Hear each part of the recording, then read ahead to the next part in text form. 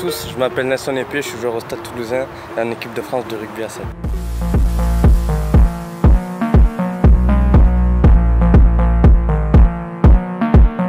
Aujourd'hui, je vais vous parler de la lésion du ligament croisé antérieur du genou, qui est la pathologie la plus fréquente en traumatologie du sport au niveau du genou. C'est une pathologie qui est relativement fréquente. Vous allez voir, pour tous ceux qui ont une activité sportive dans des sports collectifs, vous avez forcément 1 ou 2 ou 3 ou 4 ou 5 joueurs de votre équipe qui ont déjà été touchés par ce type de pathologie. Et plus vous allez monter en âge, plus vous allez avoir de gens dans votre équipe qui vont être touchés. Ce qu'on observe avec l'évolution des pratiques sportives, c'est qu'on observe des lésions chez des gens de plus en plus jeunes. C'est-à-dire qu'à un certain moment, les enfants étaient relativement peu touchés, en tout cas peu traités, suivis pour ce type de pathologie, mais que c'est quelque chose qui est en train de se démocratiser. On observe aussi beaucoup plus de pathologies chez les dames et chez les filles. Pourquoi? Parce qu'on a une augmentation des pratiques qui étaient avant plutôt masculines et qui deviennent de plus en plus féminines. L'exemple le plus typique ici à Toulouse, c'est la pratique du rugby. Et donc une traumatologie qui était essentiellement masculine et chez un homme entre 20 et 30 ans il y a une dizaine d'années devient chez des gens de plus en plus jeunes et de plus en plus féminine. Cette pathologie, elle survient avec des traumatismes du genou qui sont souvent des traumatismes en rotation, c'est-à-dire un défaut d'appui. Quelquefois on a des chocs directs, mais c'est pas le plus fréquent. Ce qui est le plus fréquent, c'est un traumatisme en rotation qui va casser le ligament croisé antérieur, qui est la structure centrale du genou, mais qui va aussi créer des dommages collatéraux. C'est pour ça que quand on parle de pathologie du ligament croisé antérieur, il faut plutôt parler d'instabilité antérieure qui correspond à la lésion du ligament, mais aussi des structures et des stabilisateurs secondaires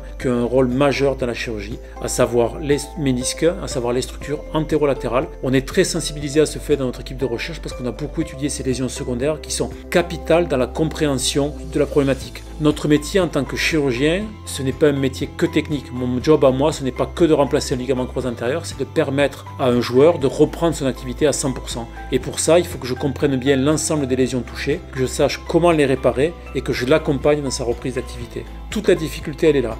Une fois qu'on a compris le mécanisme, qu'on a fait une analyse complète de la situation avec une IRM et surtout opératoire sous arthroscopie, ces pathologies on les opère avec des caméras pour faire des petites cicatrices, être le moins invasif possible et aller remplacer que les structures malades. On va s'occuper du ligament, on va s'occuper des structures accessoires, les ménisques et les structures antérolatérales notamment, pour pouvoir faire un traitement à la carte qui va redonner au patient les possibilités de retrouver ses activités. Ça, c'est la partie curative de la prise en charge, c'est-à-dire on fait un traitement chirurgical. Il y a toute une partie qui va être préventive, et je viendrai juste après, et toute une partie qui va être de l'accompagnement avec de la rééducation. Ça débute avant l'intervention chirurgicale. Vous avez le patient qui se blesse, on fait un examen complémentaire, en général une IRM dès qu'on peut, et on voit les patients en consultation. On a une annonce diagnostique, il faut que le patient fasse un peu le deuil de ce qui s'est passé. L'aspect psychologique est très important dans la prise en charge de ces lésions.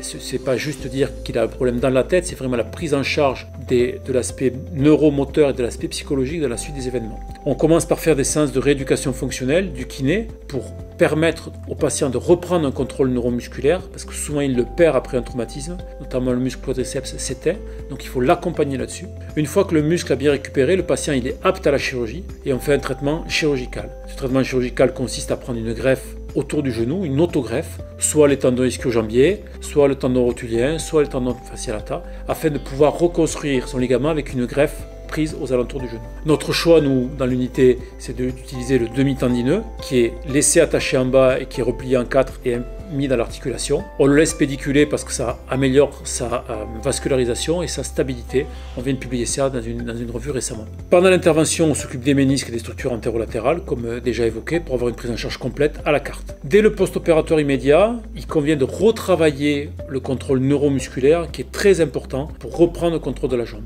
Souvent, je dis aux patients, moi je suis responsable de 30% de la guérison, et 70% c'est vous et la kiné, et ça c'est fondamental. C'est-à-dire que la kiné, la rééducation au sens large, le travail d'équipe va permettre au patient de reprendre le cap et de retrouver dans ses activités. On l'a récupéré blessé, il faut qu'on le ramène jusqu'au terrain. Au milieu de ça, il y a le kiné qui va travailler, le chirurgien un petit peu, je suis probablement dans la liste celui qui va le voir le moins souvent le patient, le médecin du sport qui va m'accompagner et en fonction du niveau sportif du joueur, soit un coach, soit un préparateur physique, soit tout l'environnement quand les joueurs sont d'un certain niveau ou des joueurs professionnels. Une fois que la chirurgie est terminée, le kiné dès le lendemain, réactivation neuromusculaire, on calme l'orage. Moi j'ai remis le bazar dans le genou, donc il faut de nouveau calmer les choses. Kiné, évaluation régulière par mois en post-opératoire très court, aux alentours de 15 jours, 3 semaines. Puis ensuite les médecins du sport pour bilanter la récupération neuromusculaire.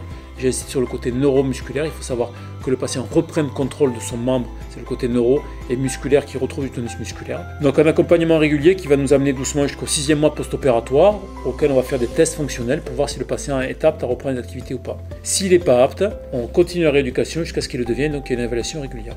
Ça, c'est la prise en charge curative. Une fois que la lésion est arrivée, il est trop tard pour la prévention.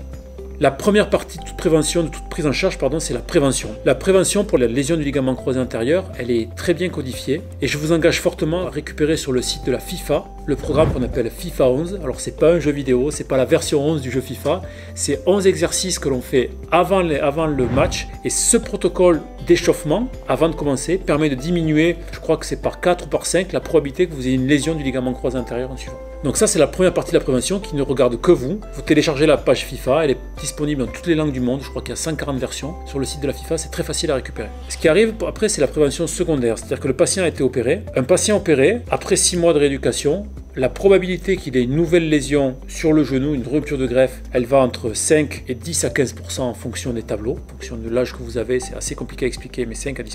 Et la probabilité que vous ayez une lésion contralatérale de l'autre genou, elle est d'environ 15%.